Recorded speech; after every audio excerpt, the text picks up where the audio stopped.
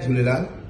सिंधी नौजवाननि जे लाइ तमामु ख़ुशी जी ॻाल्हि। सिंधी अकेडमी हिकु बार वरी सां तव्हांजे विच में नौजवाननि जे लाइ असांजे मानवारी मुख्यमंत्री श्री अरविंद केजरीवाल ऐं मानवारी शिक्षा मंत्री सुश्री आतिशी जी जे निर्देश अनुसार हिकु वॾो कार्यक्रम, हिकु वॾो वर्कशॉप सिंधी नौजवाननि जे लाइ कॉन्स्टिट्यूशन क्लब दिल्लीअ में लॻाए रहिया आहियूं। जे 2 अक्टूबर सूमरवार हिन वर्कशॉप जो टाइम हूंदो। वर्कशॉप जो विषय हूंदो सिंधी ॿारनि नौजवाननि खे यूपीएससी में सिंधी भाषा के वठी करे छा छा फ़ाइदो थी सघे थो ऐं कीअं उहो कलेक्टर ऐं वॾा वॾा अफ़सर ठही सघनि था यूपीएससी एग्ज़ाम ॾेई करे सिंधी भाषा खे वठी करे। सिंधी भाषा जो छा महत्व आहे हिन यूपीएससी जे एग्ज़ाम में, इन बारे में उन्हनि खे ॿुधाइण जे लाइ वॾा वॾा विद्वान उन्हनि खे एड्रेस कंदा, उन्हनि खे मोटिवेट कंदा।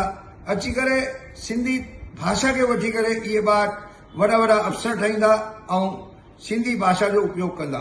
सिंधी भाषा हिकु अहिड़ी भाषा आहे जहिड़ी भाषा खे वठी करे तव्हां सीधो इज़िली यूपीएससी एग्ज़ाम क्लियर करे सघो था।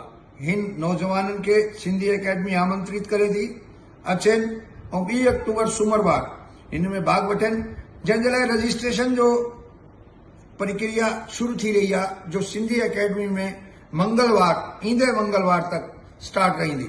उनजे बाद उन्हनि जंहिंजी रजिस्ट्रेशन थी वेंदी, जंहिं वटि चिठी अची वेंदी, उहो ॿार अची करे हिन में भाग वठी सघे थो।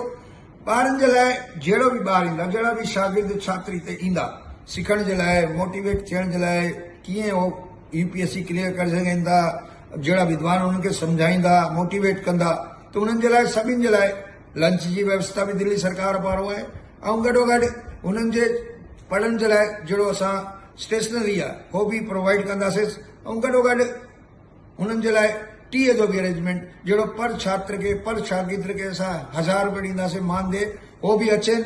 हिन जे लाइ सभ खां पहिरियों ज़रूरी आहे कि जहिड़ा बि छात्र, जहिड़ा बि शागिर्द चाहिनि हिन में भाग वठणु अचणु चाहिनि, सम्झणु चाहिनि कि कीअं असां एग्ज़ाम क्लियर करे सघूं था, उहो पंहिंजो रजिस्ट्रेशन सिंधी अकेडमी सचिव खे कराए सघनि था, जंहिंजी ईमेल ते बि कराए सघनि था, फोन ते बि कराए सघनि था, वेबसाइट ते वञी करे सघनि था।